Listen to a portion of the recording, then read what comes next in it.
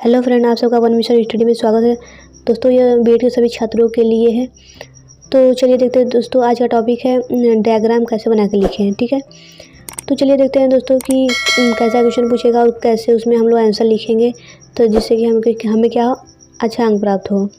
जैसे यहाँ पे दिया है शिक्षक की कितनी अवस्थाएँ होती है। तो क्या पूछा गया है, शिक्षक की कितनी अवस्थाएँ होती है। तो सबसे पहले आप लोग क्या करोगे, शिक्षक लिखोगे कि शिक्षक की 3 अवस्थाएँ होती हैं। जैसे यहाँ पे लिखा गया है शिक्षण की 3 अवस्थाएं होती हैं। ठीक है, जैसे यहाँ पे 3 लिखा गया है, यहाँ पे कितना लिखा गया है, 3 लिखा गया है।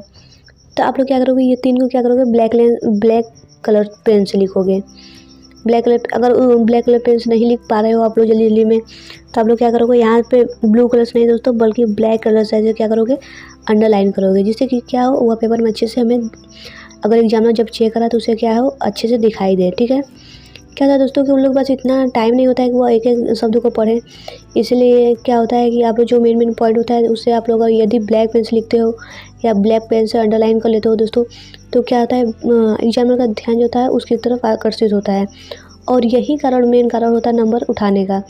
अगर आप लोग अच्छा पॉइंट लिखे हो और ब्लैक कलर से लिखे हो तो क्या होता है, वह उतना ही चीज़ को पढ़ लेता है, उसे लगता है कि हाँ बच्चे के अंदर दम है, बच्चा जो लिखा गया है उसके अंदर दम है। ठीक है, तो चलिए दोस्तों देखते हैं। जैसे बहुत सारे बच्चे होते हैं ऐसे लिख दिए, जैसे यहाँ पे लिख दिए शिक्षण की 3 अवस्थाएं होती है। ठीक है, उसके बाद क्या कहते हैं, सीधे सीधे लिख देते हैं, जैसे शिक्षण की पूर्व क्रियावस्था, शिक्षण की अंतर क्रियावस्था और शिक्षण की अंतिम क्रियावस्था।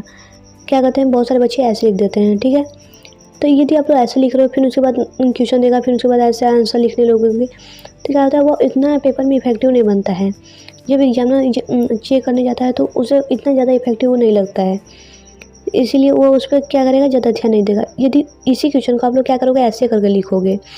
जैसे यहाँ पे क्वेश्चन दिया गया, आप लोग क्या करोगे, सबसे पहले लिखोगे शिक्षण की 3 अवस्थाएं होती है, जैसे यहाँ पे लिखा गया है। ठीक है, जैसे यहाँ पे लिखा गया है ऐसे सबसे पहले आप लोग लिखोगे, फिर उसके बाद आप लोग क्या करोगे, यहाँ पे हेडिंग डालोगे, उसके नीचे हेडिंग डालोगे शिक्षण की अवस्थाएँ। फिर उसके बाद आप लोग क्या करोगे, 3 अलग अलग लिखोगे। ऐसे से आप लोग क्या करोगे, डायग्राम बना दोगे।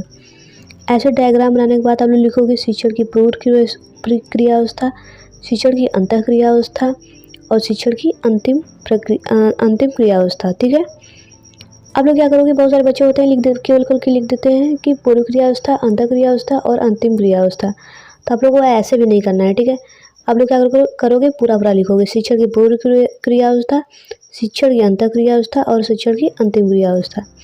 आप लोग क्या करोगे, पूरा लिखोगे। ठीक है, क्योंकि यह चीज़ भी बहुत ध्यान देने वाली बात होती है बच्चों। बहुत सारे बच्चे इसमें बहुत ज़्यादा गलती करते हैं, क्या करते हैं कि वो क्या करते हैं, आधे बस लिख देते हैं, तो ये बहुत गलत बात है। आप लोग पूरा लिखा करिए।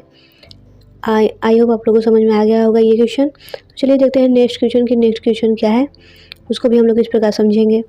जैसे यहाँ पे दिया गया है कि अधिगम स्थानांतरण के प्रकार बताइए। तो आप लोग क्या करोगे, सबसे पहले आप लोग डैश करके क्या करोगे, अधिगम स्थानांतरण मुख्यतः 3 प्रकार के होते हैं। ठीक है, तो आप लोग क्या करोगे, यदि आप लोगों के पास टाइम नहीं है, जल्दी आप लोग ब्लू पेन से इसे लिख दिए हो, आप लोग कुछ ज़्यादा कोशिश करिएगा कि आप लोग आगे ब्लैक पेन से लिखें। ठीक है, जैसे 3 यहाँ पे लिखा है तो उसे ब्लैक पेन से लिखिए। यदि आप लोग जल्दी में नहीं लिख पा रहे हो या आप लोग भूल गए हो तो क्या करोगे, आप लोग ब्लैक पेन से जरूर आप लोग हेडलाइन कर दीजिएगा, अंडरलाइन कर दीजिएगा। ठीक है, अब चलिए देखते हैं कि इसे इफेक्टिव बनाने के लिए हम लोग कैसे इसके प्रकार को लिखेंगे। अब बहुत सारे बच्चे क्या करेंगे, जैसे यहाँ पे हमने बताया था सेम इसी प्रकार से वो क्या करेंगे, 3 लाइन में उसके आंसर को केवल यहाँ पे लिख देंगे। तो आप लोग को ऐसा नहीं करना है। आप लोगों को क्या करना है, देखिए अधिगम स्थानों के आप लोग क्या करोगे, इसे प्रकार डालोगे और फिर ऐसे करके आप लोग क्या करोगे, उसके प्रकार को पूरे 3 प्रकार को आप लोग क्या करोगे, लिख दोगे। जैसे बहुत सारे पेपर होते हैं 100 नंबर के होते हैं, तो उसमें जो शॉर्ट क्वेश्चन होता है वो 40 नंबर का होता है, तो एक क्वेश्चन 4 नंबर का होते हैं, तो क्या होता है 4 ही नंबर का करना होता है। तो आप लोग क्या करोगे, देखोगे इतना आधा पेज तो इसी से भर गया। फिर उसके बाद क्या करोगे, आप लोग हेडिंग डाल कर आप लोग क्या करोगे, उसके नीचे थोड़ा 1-2 लाइन लिख दोगे, तो एक पेज पूरा भर भी जाएगा दोस्तों, और देखने में भी कितना इफेक्टिव लगेगा। तो आप लोग क्या करोगे कि ऐसे ही आप लोग इसे क्या करोगे, डायग्राम बनाकर आप लोग अपना आंसर लिखना। ठीक है, क्योंकि दोस्तों आप लोग जब ऐसे लिख दोगे केवल, तो यह क्या होता है, जब फिर उसके बाद कोई क्वेश्चन देगा, फिर उसके बाद फिर आंसर आप लोग लिख दोगे, तो ये उतना इफेक्टिव नहीं बन पाता है। लेकिन वही डायग्राम ऐसे बना कर देखो अगर हम इसे दूर से आप लोगों को ऊपर से दिखाएं तो देखो कितना अच्छा लग रहा है दिखने में।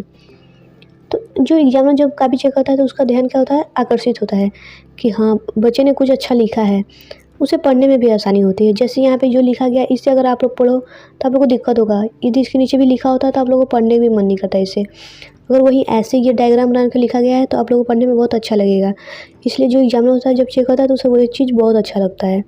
ठीक है, तो इसी प्रकार आप लोग क्या करोगे, अगर कोई क्वेश्चन ऐसा दिया गया है, प्रकार पूछा गया है या कुछ भी है, तो आप लोग क्या करोगे, सोचोगे कि किस प्रकार का डायग्राम बनाए। आप लोग क्या करोगे, ऐसे डायग्राम बना लोगे, फिर उसे गोला टाइप डायग्राम बना लोगे।